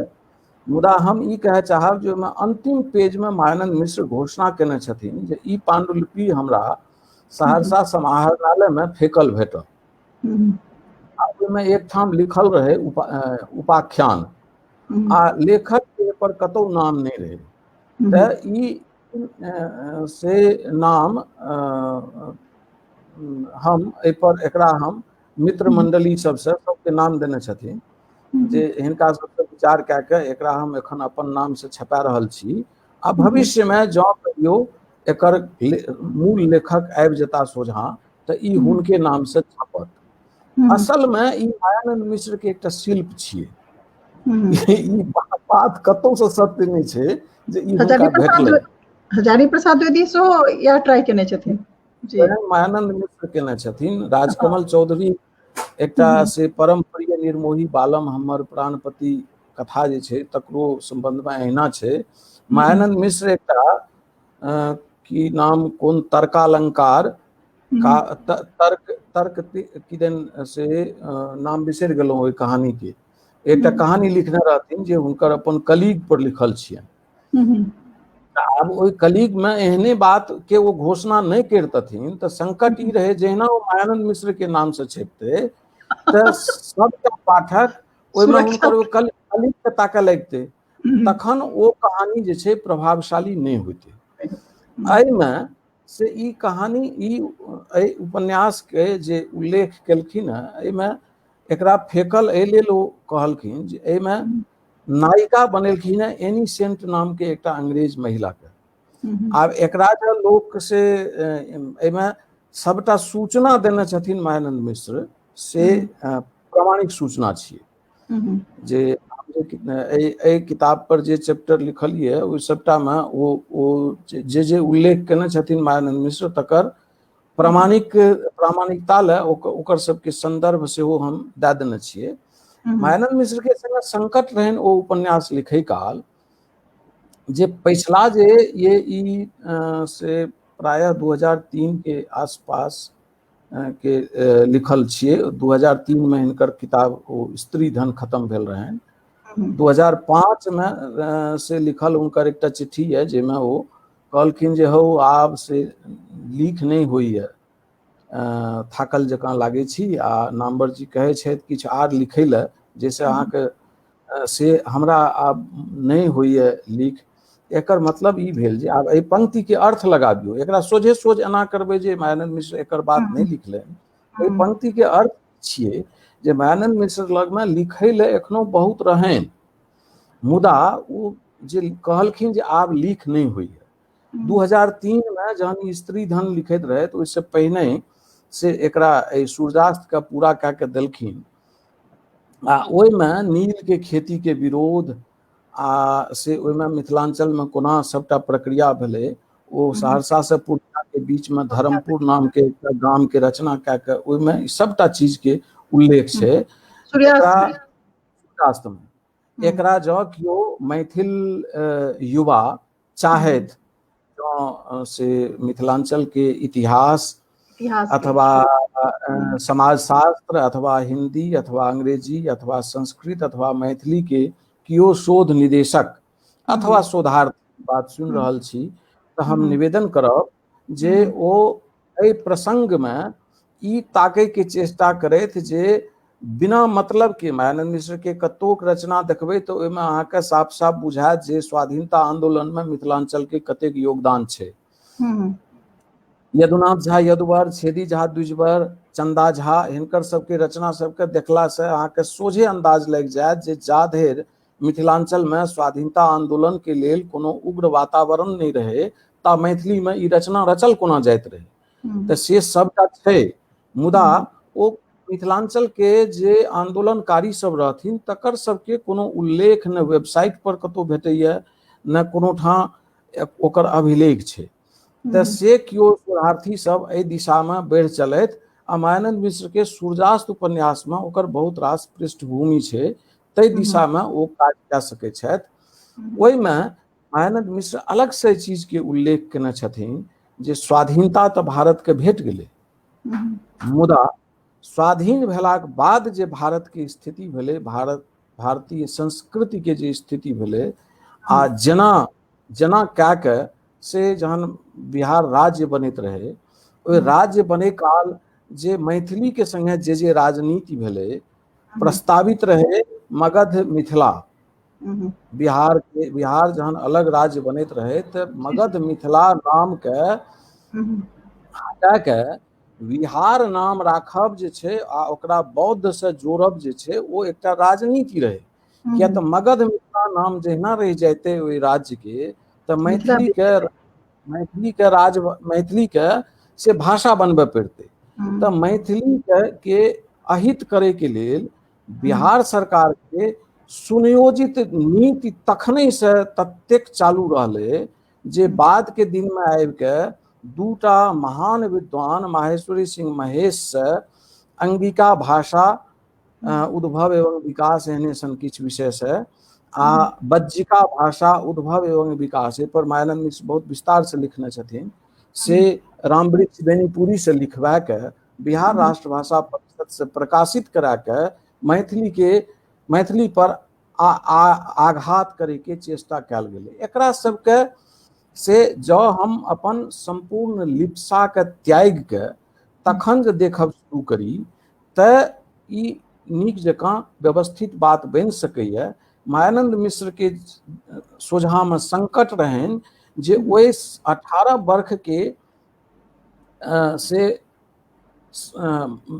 भारतीय नागरिक आ मैथिल नागरिक के संघर्ष के ओकर बाद के 3-4 दशक में से भारत के पर स्वदेशी शासन जे एलै तऽ ओहि संघर्ष के कतेक तरीका से ओकर अपमान कयल गेलै। एहि अपमान के रेखांकित करे के चेष्टा छियै आ राष्ट्रीयता आ भारतीयता के राष्ट्रवाद के नव एकटा से संकेतक बिंदु छियै सूर्यास्त, जकरा पढ़ब आ जकर व्याख्या करब बहुत जरूरी छै। एखन तऽ से समय बहुत भेल, हम और चाही तऽ कहि सकै छी, लेकिन लोक सब अच्छा गेल हेता। नहीं अच्छा बिल्कुल नहीं गेल हेता। बात एहन नहीं छै जे आकाश वाली बात छै, तहन एक बेर में हमरा लगैया जे एते रास बात होय नहीं छै। आ से क्षमा करब जे दूटा सवाल पर, एकटा से मिथिलाक्षर पर आ एकटा मैथिली पाठक पर हम जे कोनो प्रतिक्रिया व्यक्त केलहुँ ओ प्रतिक्रिया जीवकान्ते जकाँ हमरो प्रतिक्रिया छी आ हमरो एहि बात के कष्ट होइत रहैया जे से मैथिली के पाठक किया छै कम छै। कि एहिमे लेखकों के थोड़ेक दोख मानबाक चाही, लेखक के ई बुझबाक चाही जे हम लिखै छियै से ककरा लेल लिखै छियै आ जकरा लेल लिखै छियै तकरा लेल हम की सोचि रहल छियै। तऽ थोड़ेक दोख लेखकों के छनि, थोड़ेक प्रकाशकों के छनि। आ लेखन आ प्रकाशन ई दुनूटा चीज कोनो व्यापार नहीं छियै, ई एकटा मिशन छियै। से मिशन मानवीयता लेल आ समाज लेल, एहिमे हमरो सबके अपन दायित्व के निर्वाह करैके चाही। सबटा पाठके पर नहीं छोड़ि देबाक चाही। किया कन्यादान से उपन्यास के प्रति कांचे प्रति प्रेस से उठा के कीन के लोग किया लए जाइत रहे, हमरा सबके सेहो बुझबाक चाही। आ ई बात सत्य छै जे नव भंगिमा, नव बिंब, नव विधान, नव प्रतीक के संगे साहित्य रचय के एखन चेष्टा शुरू भेलैए, लेकिन नागार्जुन से बेसी चेष्टा, नागार्जुन से बेसी तत्सम, नागार्जुन से बेसी से प्रतीक के रचलक?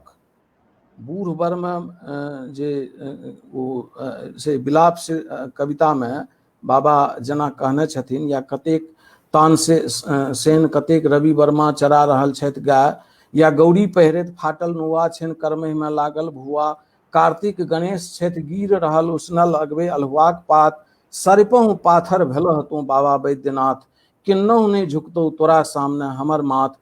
ए मेटाफर में, ए रूपक में, ए प्रतीक में नागार्जुन जे कहलखिन से किया सबके बोधगम्य भेलै, आ आइ जे किछ कहल जा रहल छै से कोन अर्थ में पाठक लग पहुँच रहल छै, ई हम नहीं कह रहल छी जे लेखक एहन लिखे छै जे लोग बुझे नहीं छथिन।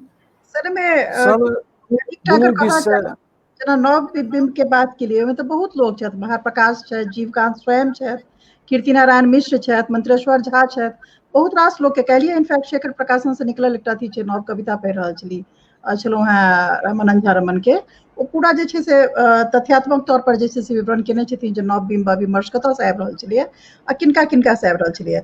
एकटा जे छै से हमरा लगैए जे पोथी के जे जहाँ तक चर्चा चललै आ पाठक के चर्चा चललै, मैथिली मचान के जे पिछला 4 साल के 5 साल के अनुभव रहल अछि, ताहिमे एकटा कड़ी जे छै से बहुत महत्वपूर्ण छै, और बार बार हम कहै छियै, ओ छै वितरक के समस्या। तऽ वितरक के छै। राजनगर एहन छोट जगह में सर अपने देखलिए जे मैथिली अकादमी और एनबीटी एक बेर दुनू एला, और एक बेर जे छै से साहित्यिकी सेहो एला, बीच बीच के एकोटा किताब एहन नहीं रहलन जे ओ सब जे छै से बक्सा के जे छै से भरि के लऽ गेला वापस, मात्र 2 या 3 दिन में।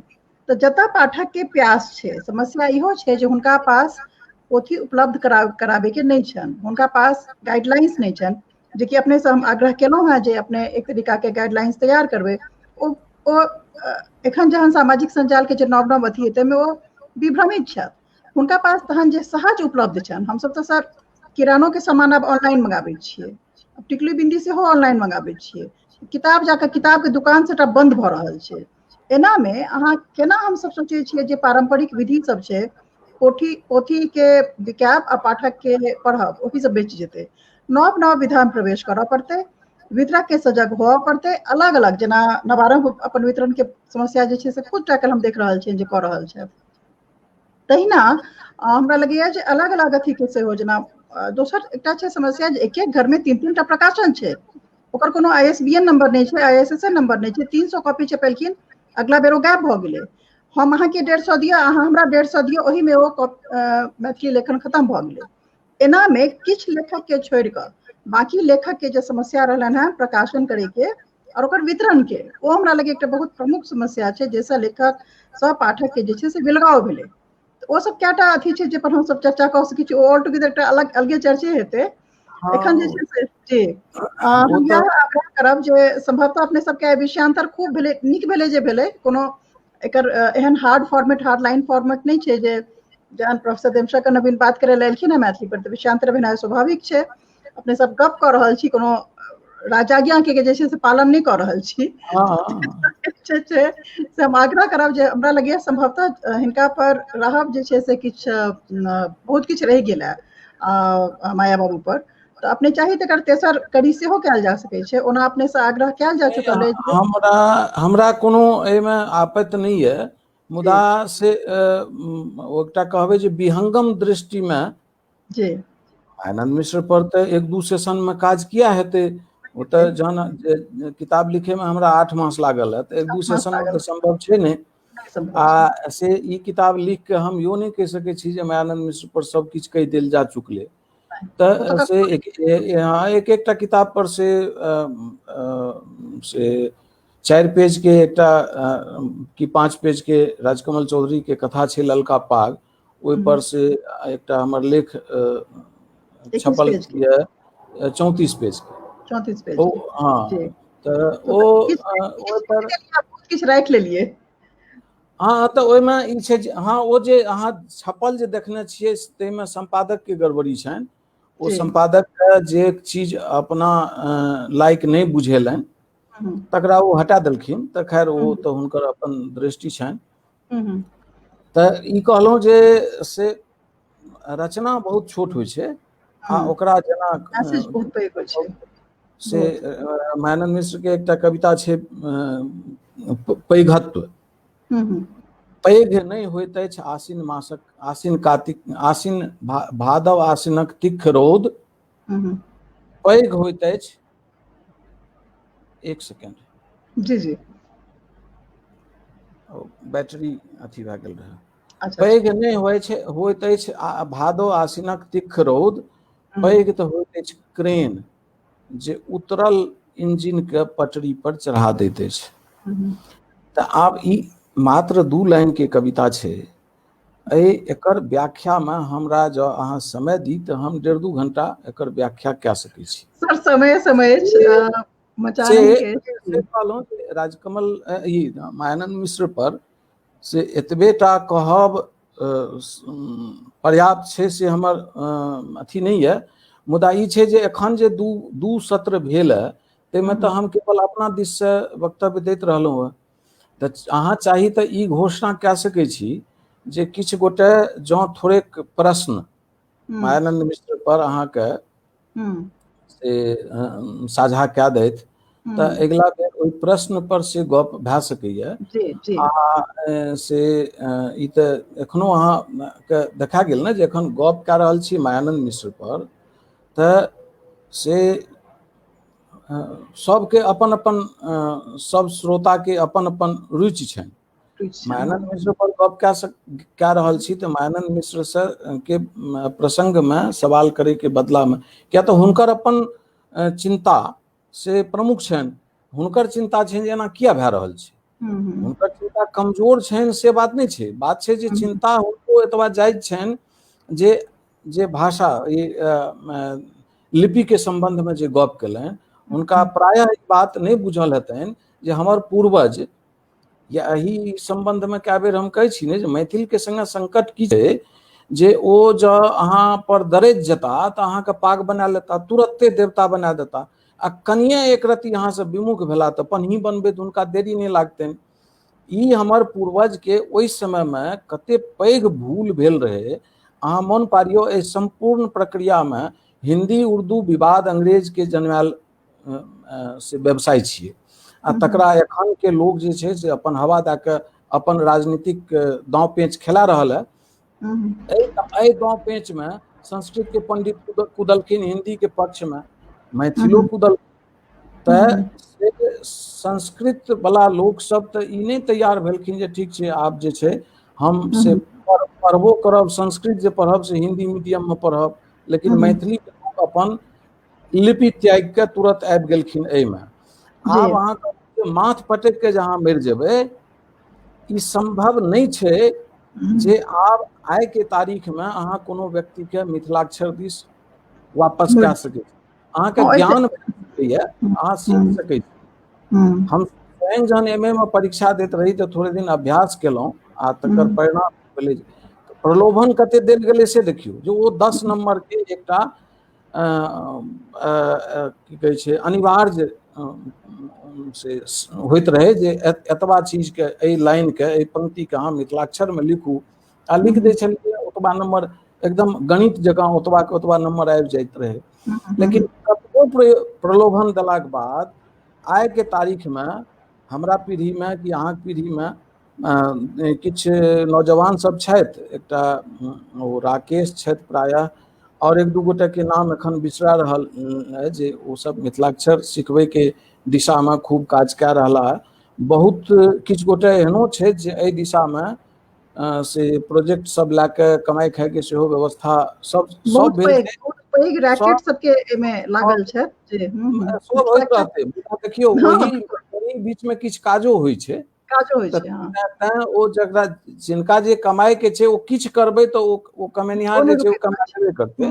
लेकिन काज करैत किछु नौजवान सब बिल्कुल एहि दिशामे काज कए रहला तऽ ओ जी सबटा नीक बात छियै। मुदा हमरा एखन आशा नहि लागैए जे फेरसँ हमरा सनक या हमरा अहाँ सन मैथिली में पढ़े लिखे वाला लोग वापस मिथिलाक्षर पर जा पेता तकर हमरा संदेह है। मुदा मिथिलाक्षर हमर लिपि रहे, एकर ज्ञान हुए आ एकरा हम पढ़ि सकी, से एकटा महत्वपूर्ण बात छियै। आ एहिमे उर्दू वाला के बहुत दिन से कहल जा रहल छै जे तू देवनागरी में लिख, लेकिन वो डटल छै। किया तऽ जँ ओ देवनागरी में लिखब शुरू करते तऽ ओकर भाषा के अस्तित्व खत्म भए जेतै। आब एखन मैथिली के हिंदी के बोली कहल किछु गोटे नारा दए रहल छै, आब हुनका के बुझेतै जे नहीं हेतै, ई संभव नहीं छै। भाषा विज्ञान के जकरा ज्ञान नहीं छै से अपन ई सब सर कए रहल बात के हाँ एनहियो बुझल जा सकै छै जे हमरा अहाँ के पीढ़ी के बाद तब खत्म भेलै। आब असल चिंता जो गोविंद बाबू के नजर से देखल जाए तो आवे वाला अगला 10 साल में छै। जे पीढ़ी देवनागरी में और रोमन में मैथिली जैसे से भाषा पढ़े ला तैयार नहीं है, बुझ नहीं रहल है, ओ मिथिलाक्षर एकटा आन लिपि सीख के कतऽ भाषा सीखा, समस्या ओतऽ छै एक्चुअली। तो तै पर जे छै से बहुत भारी समस्या छै, बहुत रास विषय छै। एखन लेखक मधुकांत झा के जे छै से एकटा प्रश्न आयल छन, प्रश्न के आइ हम सब लऽ नहीं सकब कियाकि प्रश्न जे छै से माया बाबू से विषयांतर है। हालांकि आइ माया बाबू से बेसी जे छै हमसब विषयांतर पर चर्चा केलहुँ। हम श्रीमान से आग्रह करबनि जो फेर अगला बेर जे छै से माया बाबू के तेसर अथी में जे छै से एक तरीका से या फिर एकटा नया हैक इस्तेमाल कऽ सकै छी जे लेखक सब कहै छथिन जे एहिसँ बेसी अहाँके बुझे के हुए तऽ अहाँ हमर आबै वाला पुस्तक के पढ़ू। तऽ ओ चीज हम कह सकै छी, हमेशा कहि सकै छी, ओ अहाँके हाथ में अछि। तो चाहे तो हैक ट्राई करू या फिर तेसर बेर माया बाबू के बात करू, हम अहाँ पर छोड़े छी। मधुकांत जी के प्रश्न जे छै से काफी गंभीर छन, ओ काफी समय से जे छै से काफी प्रासंगिक बात सब जे छै से कहैत आबि रहल छथिन, हम देखैत रहै छियनि जते सोशल मीडिया पर। ओकर अलावा जे छै से इएह कहब जे प्रोफेसर नवीन जे छै से खाली माया बाबू पर नहीं, आन आन जे अहाँ सबके इच्छा अछि, आप दर्शक सबके हम किछु आग्रह कऽ रहल छियनि जे किछु अगर प्रश्न हुए माया बाबू के लऽ कऽ, किछु पॉइंटेड प्रश्न हुए, किछु निश्चित प्रश्न हुए, तो ओकरा अहाँ एही अथी पर जे छै से लिख सकै छी, अलग से सेहो लिख के पठा सकै छी मैथिली मचान के। हम आग्रह करबनि प्रोफेसर नवीन के जे ओ प्रश्न सब केहन है और कतेक अछि, ओहि पर बेस कऽ के जे फेर से एकटा सत्र जे छै से माया बाबू पर ओ लऽ कऽ आबथि। हुनकर किताब के विषय में जहाँ तक बात छै, हम आग्रह करै छी जे एहिसँ बेसी जाने के है माया बाबू के, तो सर के आवे वाला किताब जे छै तकरा कीनी, पढ़ी, एतहिसँ माया बाबू के जे छै से बुझी। और एकटा और आग्रह करऽ चाहब जे 5 बजे जे छै से बाल साहित्य के सर चर्चा केला, तऽ मैथिली मचाने पर जे छै से आइ 5 बजे साँझ में स्नेहा ठाकुर के संग जे छै से ऋषि वशिष्ठ, वैद्यनाथ बाबू और अमित मिश्रा के जे छै से आइ सत्र छनि। बाल साहित्य ओकर जे छै से ओकर विमर्श छै, ओहिमे अपने सब भाग ली, प्रतिभागी बनी, अपनो चेष्टा किछु देखाबी। हम सर या तमाम किस्म के लोग जे छै से हम सब चर्चा कऽ चुकल छी। बहुत बहुत धन्यवाद अहाँ सबके जे एतेक नीक प्रश्न दै छी, एहिमे भाग लै छी, सुनै छी, प्रशंसा करै छी, प्रशंसा करै छी, ओ मैटर नहीं करे छै, दिलचस्पी लै छी, ओ बहुत बेसी जे छै से मायने राखे छै। ओहि सब ला बहुत बहुत धन्यवाद। आइ के सत्र के हम और प्रोफेसर नवीन जे छै से प्रोफेसर नवीन के हम धन्यवाद करैत एतै अंत करै छी। अगला बेर फेर भेट हैत और हम सब एकदम लगातार रवि का उपस्थित रहैत रहब। ई सर के जे छै सर आब मचान से वचनबद्ध छथि, अब वो पकड़ा चुकलथि है, भागे के हम कोनो जे छै से बाट नहीं देबनि। ई जे छै से आब निश्चित भऽ चुकलै। एकर संगे जे छै अजुका सत्र के जे छै से हम सब अजुका सत्र से विदा लै छी, अंत करै छी। 5 बजे अपने सब श्रोता लोकनि से एकटा निवेदन है जे हम दू भाषा में पढ़ाई लिखाई केलहुँ, मैथिली में हिंदी में। मैथिली के गुरु छला मायानंद मिश्र, हिंदी में गुरु छला नाम्बर सिंह। आ नाम्बर सिंह के एकटा उक्ति रहे जे अपनी गुरु एहि लेल कहलहुँ जे से तऽ केदारनाथ सिंह, मैनेजर पांडे तीनों गुरुजन छथि, मुदा नाम्बर सिंह बेसी काल कहैत रहथिन जे अपनी मान्यता पर डटे रहने के बावजूद प्रतिपक्ष से सहमति की संभावना बने रहने देना चाहिए। तऽ हम जे किछु कहलहुँ है से हमर अज्ञता या विज्ञता जे कही तकर से परिणति कहलहुँ है, जे जतबा हमर सोच या जीवन दृष्टि है हम से कहलहुँ है। अहाँ जे सब एखन कैल काज अछि, हाँ जे काल जीवन दृष्टि ने एखन आवे वाला जे पुस्तक अछि जी, ऐसे जो अलग अहाँ सब किछु सोचै छी आ हमरा से गप करब तऽ हमरा से कोनो एहि बात के ई नहीं हैत जे अहाँ हमर खंडन किया केलहुँ। हम कोनो फतवा नहीं जारी केलहुँ है, हम जतबा बुझै छी से कहलहुँ है। ऐसे अलग अहाँ किछु सोचि रहल छी तऽ से सोचू, मुदा जे किछु सोचू तै पर ई ध्यान रहे जे आबै वाला पीढ़ी के हम मानवीयता के पक्ष में किछ दे के जाइए। तैं से एक बेर फिर से बड़ सुखसार पाओल तू अतीरे। धन्यवाद, आभार। बहुत बहुत प्रणाम।